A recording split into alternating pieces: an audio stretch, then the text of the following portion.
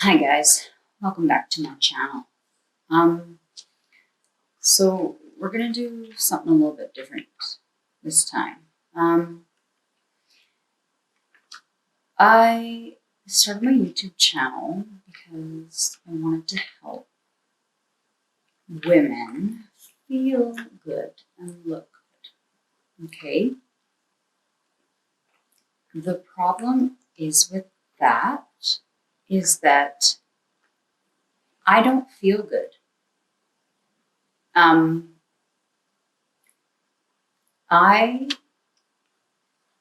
The beginning of January, a really dear friend of mine, I hadn't talked to her in a little while. She contacted me and asked me how I was and how I was asking how she was. And she said to me that she was absolutely convinced that her breast implants were making her sick. That absolutely rocked me to my core.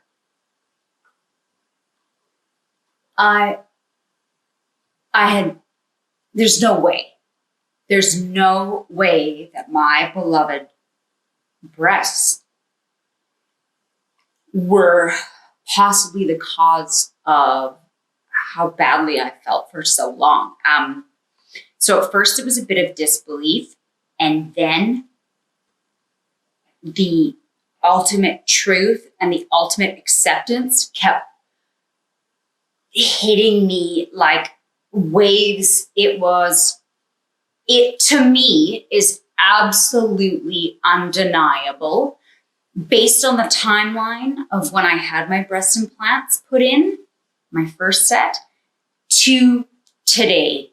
It is absolutely undeniable in my heart of hearts that my breast implants have been making me ill, quite ill, since 2012, and it's 2020. That is a long time of having unexplained things happen to you, having doctors unable to validate you, feeling a little bit crazy, and just generally being unwell in so many ways for so long.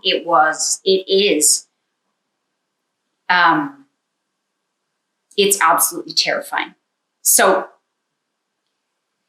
I want to share with you my breast implant illness story and journey, because ultimately I feel a responsibility to myself. I feel a responsibility to my young daughter, and I feel a responsibility to the female community that this is not something that is rare. This is not something that can be denied and ignored anymore.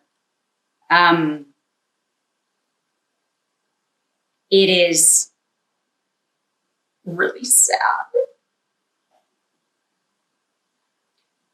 And I feel like I've lost a lot of my life and my time and my ability to be dedicated to my family and to my daughter because I'm not well.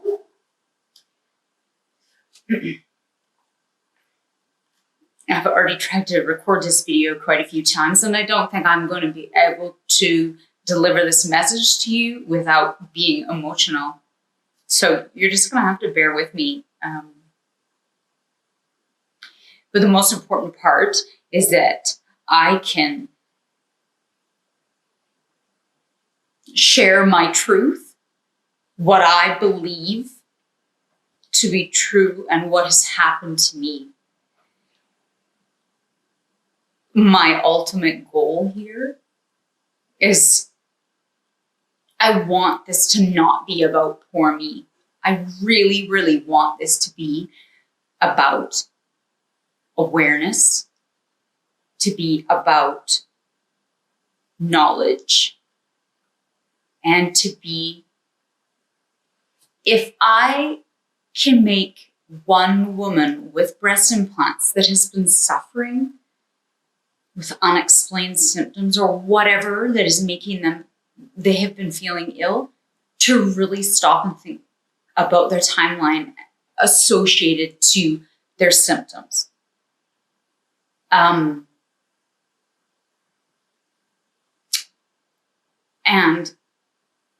if my story and other women's story can help one person to maybe think twice about getting breast implants, about inserting a foreign object into your body, then to me, sharing this really intimate and heartbreaking information is worth it. Because we honestly have to stick together. You know, right now, I'm not going to get validation from a doctor. Like, I've been to them all. Nobody is going to tell me that my breast implants are doing this to me.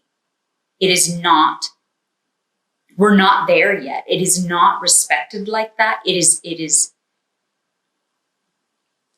We're just not there yet. Now, it is my hope that we will get there, that the medical community will eventually respect and make these connections between all these symptoms and in breast implants. But we're not there right now. So let's just go back to the beginning. And again, I want to tell you that this is not a poor me. And it's not even so much anti-plastic surgery. This is just, not everybody gets sick, but some people do. And it affects their lives. It affects their ability to function. So let's go back to the beginning. I've made notes. I've made 4 pages of notes, and I'm going to have to refer to them because there is so many things. I've had to dig out, since 2012 in my head, and it's going, yes, like, holy. Let's start from the beginning. Okay, so in 2012, I got my first set of breast implants. About 4 months later, I had extreme pain in my abdominal. I could not figure out what was going on. So, you go to the doctor, whatever. They let me know that I have 3 golf ball size ovarian cysts, 2 on one ovary and 1 on the other. So, they told me, well, you just wait it out. They'll probably rupture and your body will reabsorb them, or we can surgically remove them. So, that's weird. I think I'll just wait a little bit. But the pain is horrible. So I'm on prescription painkillers. Now this is like starting the slippery slope. Okay. So prescription painkillers to try and combat how I'm feeling inside. I'm starting to now get acne on my face. I've been really fortunate as a teenager and as a young woman. I've never had, you get the odd whatever, but I'm talking about cystic nodules that come from beneath the skin and are terribly, number 1, unsightly, but 2, they're painful. I also start to feel a little bit not like myself, moody. I believe hindsight is 20/20. So looking back, I think a little bit of depression is starting to sink in. Okay, it's starting to creep in. But I've always been a really fit and active and healthy person. So I'm managing by just going to the gym, trying to push through it. Then I start to get gut problems. So stomach pain when I eat, stomach pain when I don't eat. I'm starting to suspect I have sensitivities. So maybe to gluten, or maybe it's dairy or whatever. I'm also constantly constipated. No doubt. I could drink as much water that I can consume, or even take softeners to aid, and it doesn't do anything. So then of course you get stomach pain because you're backed up. Anyway, it's just sort of a common stomach pain all around. So 2013 comes along. I meet the love of my life. Absolutely. And, things are good. I can get past it. You're on a high, you're in your honeymoon phase, is wonderful. I just keep going to the gym. I'm doing my regular things that I do. I take care of myself. Starting to think, I'm getting a little bit older. Maybe this is kind of just what happens. Maybe I have a bit of bad luck. This is when I start to begin to restricting my diet. Okay. So skip ahead. to 2014, we are absolutely thrilled. I get pregnant. This is what we have been trying for and what we wanted. Then I started to get some pretty insane pain.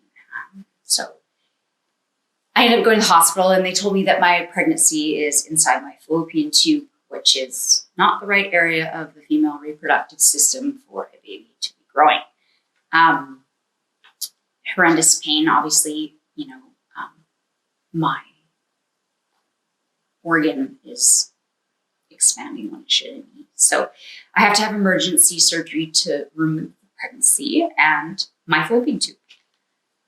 When I wake back up, the surgeon lets me know that I'm covered in endometriosis, which was a term I've never heard before in my life and basically sounded like Spanish. I don't know. So she said, I have scarring and lesions all over my fallopian tubes, my ovaries, and that she removed everything that she could, including the pregnancy and taking my fallopian tube. Okay.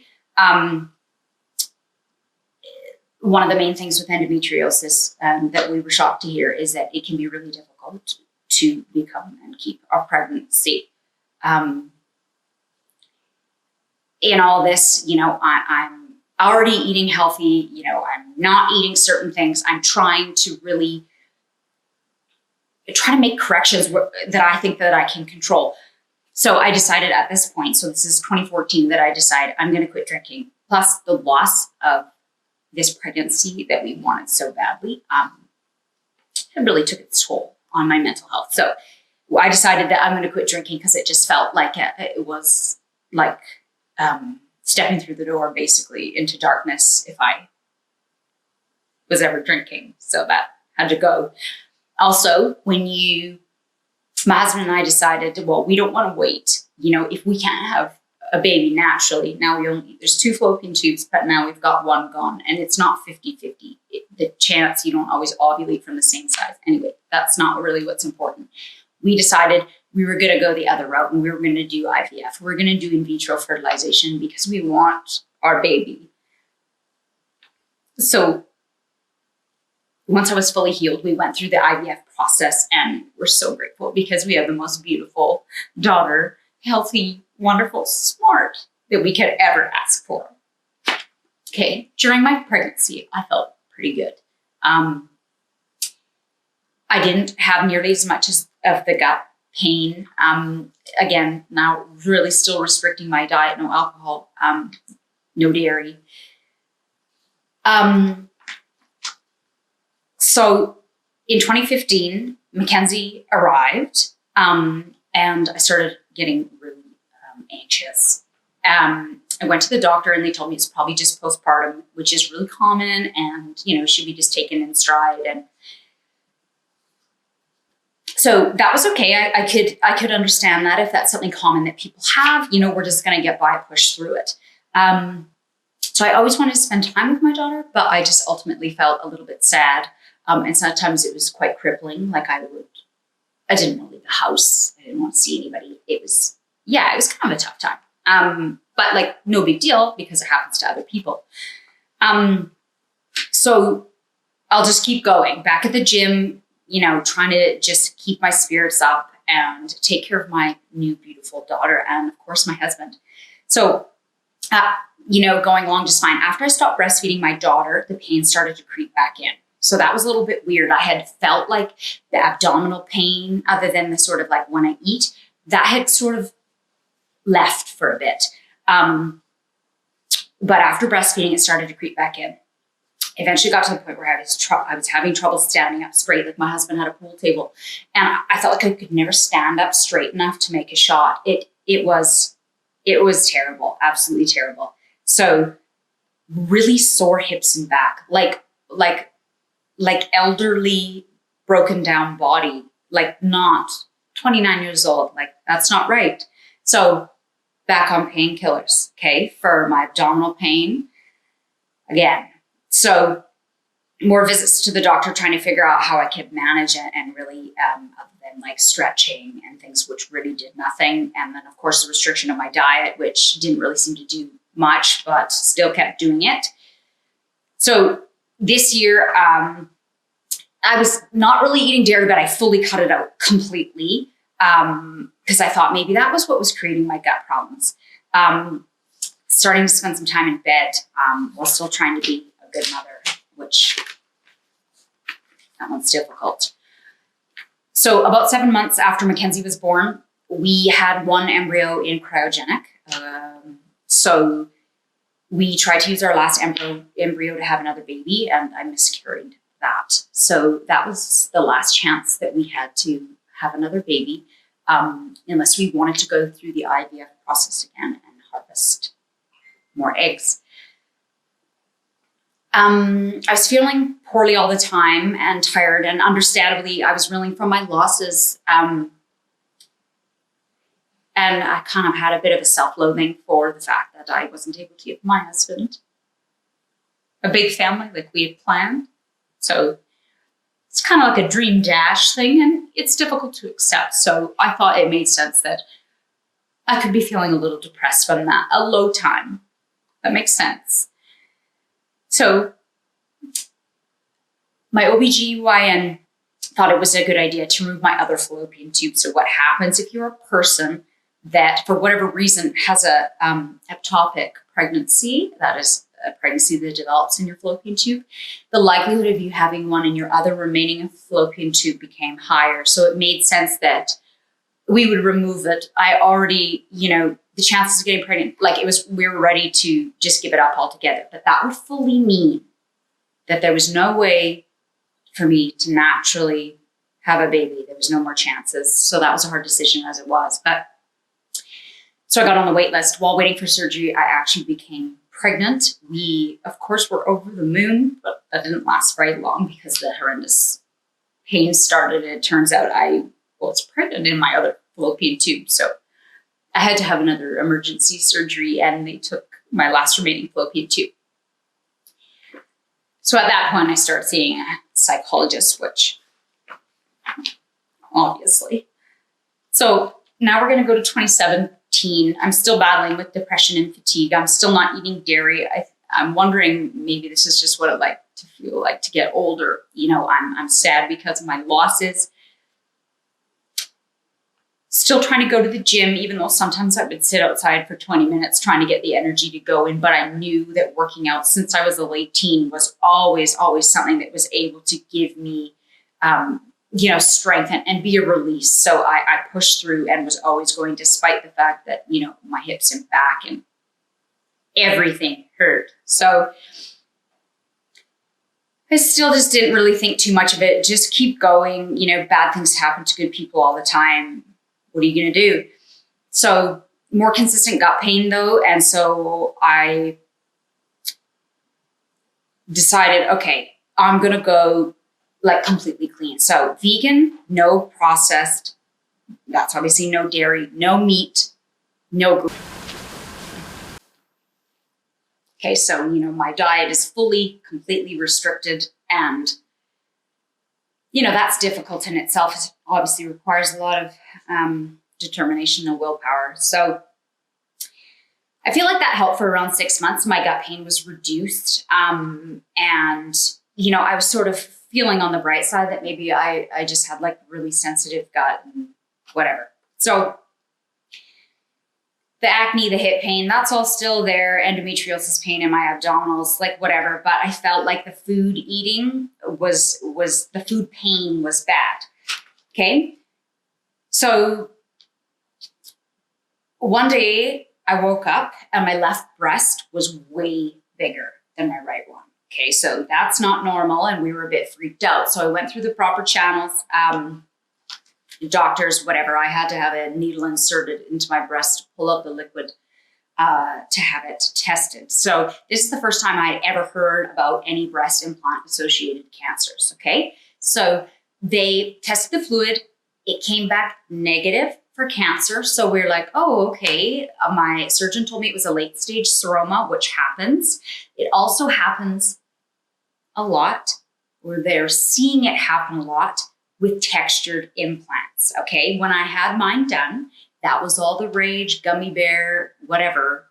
So textured implants were what I had. So the recommendation was take them out or take them out and replace them. So we all get our implants for our own personal reasons. So I made the choice to put in a new set. I healed up well, and I didn't think anything more of it. As long as it wasn't cancer, I was okay. I think that's the common school of thought.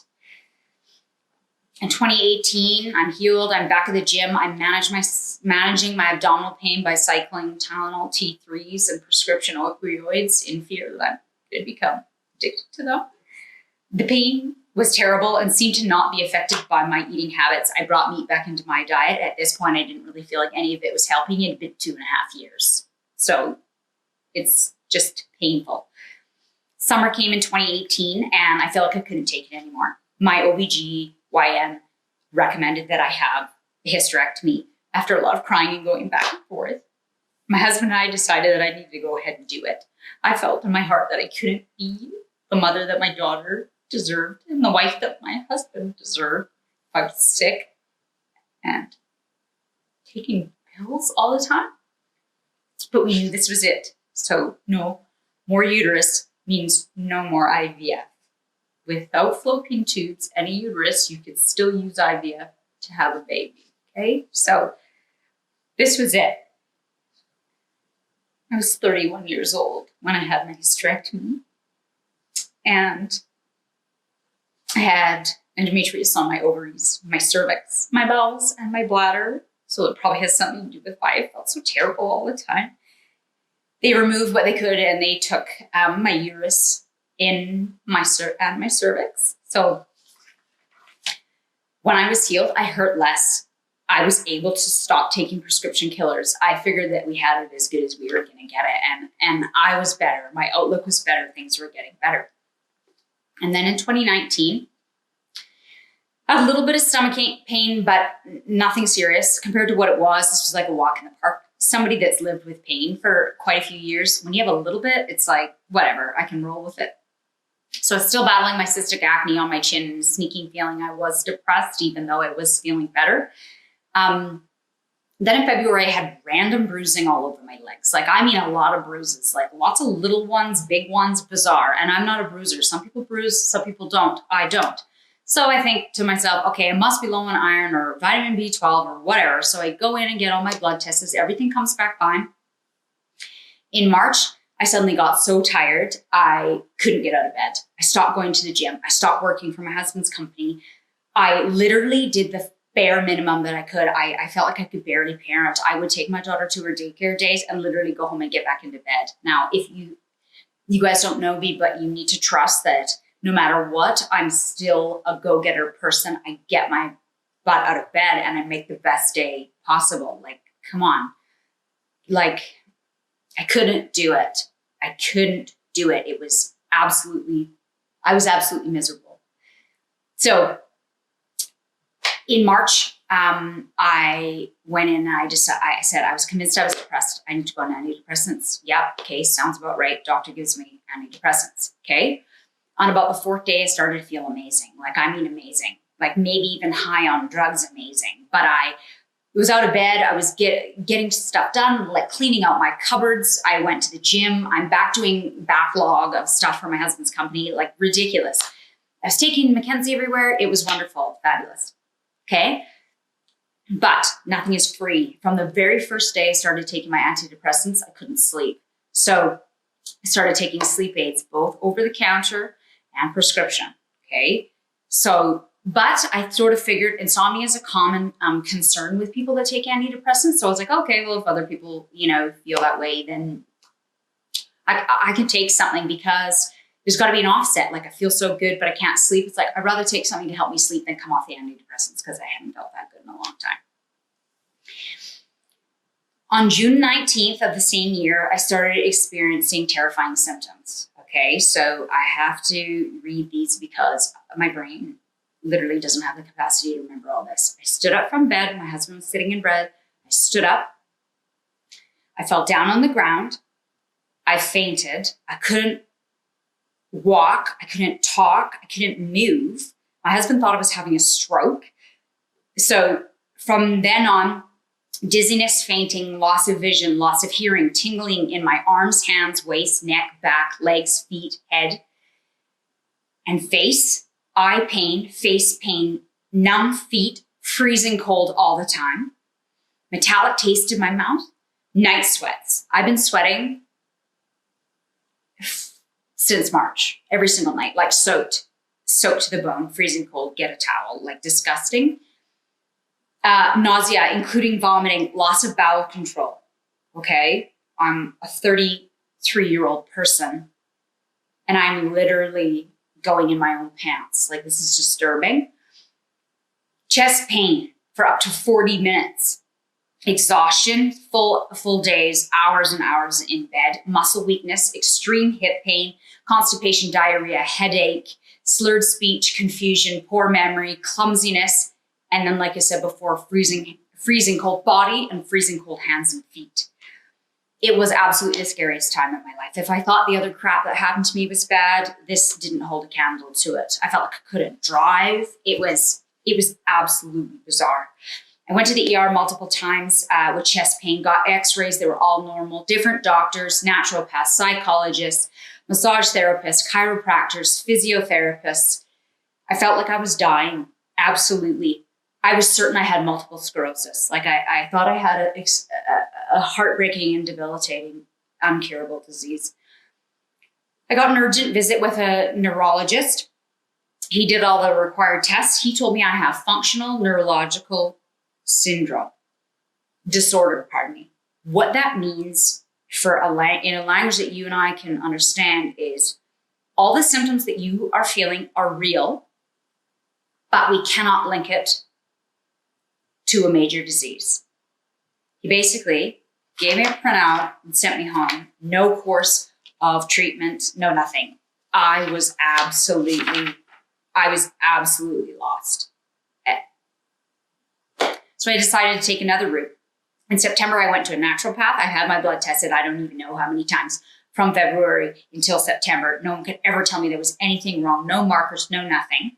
She tested my blood and told me that my thyroid, T3 and T4, were really low. I started on thyroid medication, okay? So it took about 10 days and I started feeling better again, getting out of bed. I'm going back to the gym. I'm starting to feel a bit like myself again, okay? So now, feeling okay, I'm managing. Now come to 2020. Like I said to you before, in the beginning, I was talking to a really dear friend of mine, and she told me she was convinced her breast implants were making me sick, and she's having them removed. It was like, literally like the heavens parted and the light shined down on me, and it was like the uncontrollable wave of knowledge and validation, and there was absolutely no denying it. Absolutely no denying it. I joined Facebook groups. I've been Googling on the internet. I've been reading news stories and crying. My breast implants have been making me sick since 2012.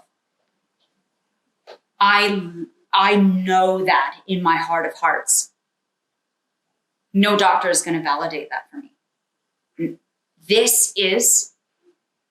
I'm having them with the support of my amazing, caring husband, my family, and my friends. I've decided that I'm going to have my breast implants removed.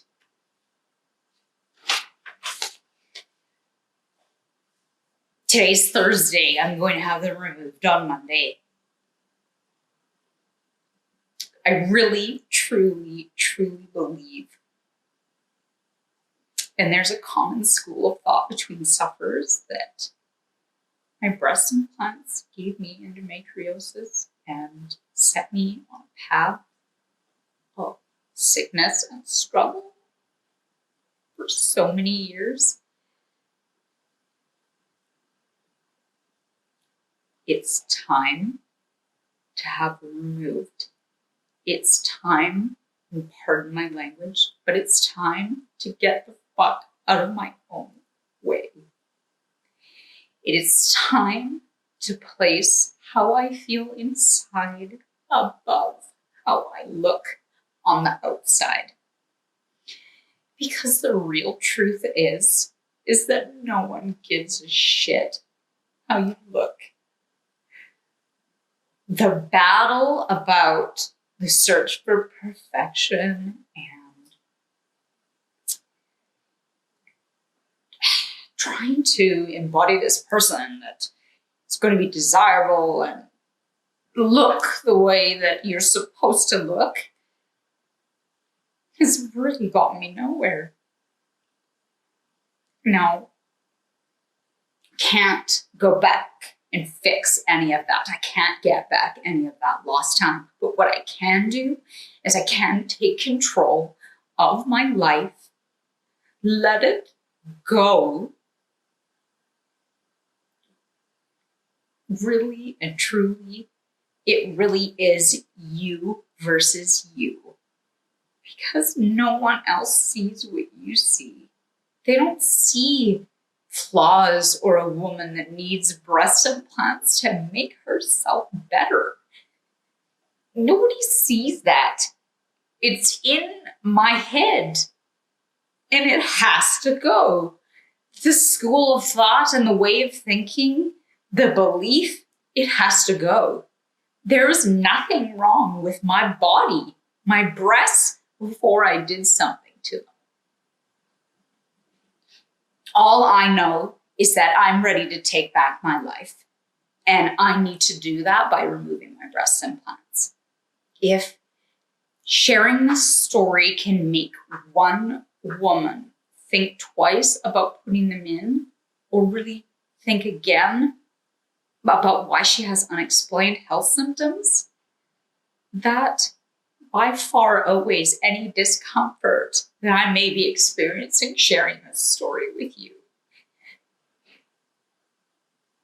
This is my Hail Mary. This is like my last shot. And I'm going to take it. And I am going to chart my own path of self-love, acceptance, and realization, epiphany even. I don't need these to be me. I never needed them.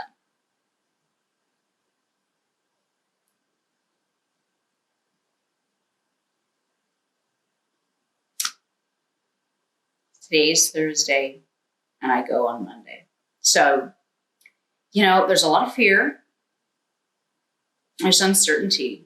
I haven't had no breast implants since I was a young woman, and I'm no spring chicken now. So, but you know what? I'm ready. Like I said, I'm ready to get out of my own way. I'm ready to be healthy. I'm ready to be well. And nothing now knowing what I know and what I believe in my heart of hearts, nothing is going to stop me in my pursuit for wellness and improvement of life, quality of life. Doesn't matter how good you look on the outside. If you are ill on the inside, you're nowhere and you have nothing.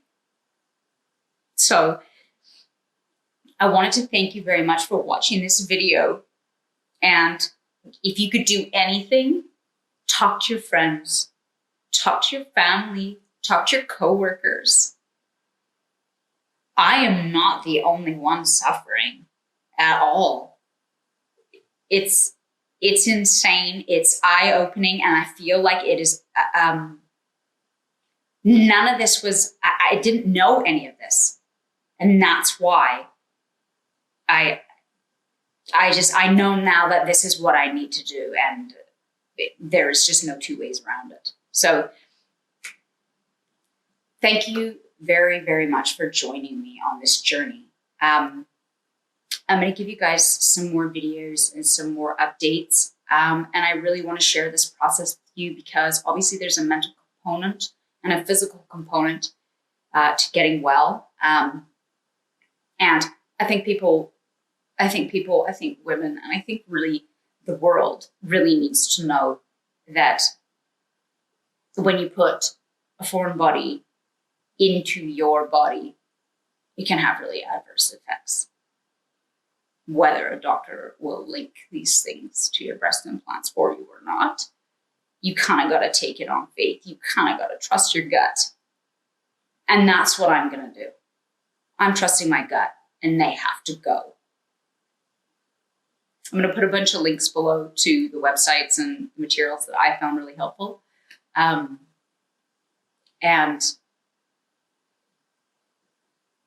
I'm hopeful, even fired up. Can't change the past, but we certainly can. And we do have the power to change our fate, to form our own lives. Thanks again. I'll see you in my next video.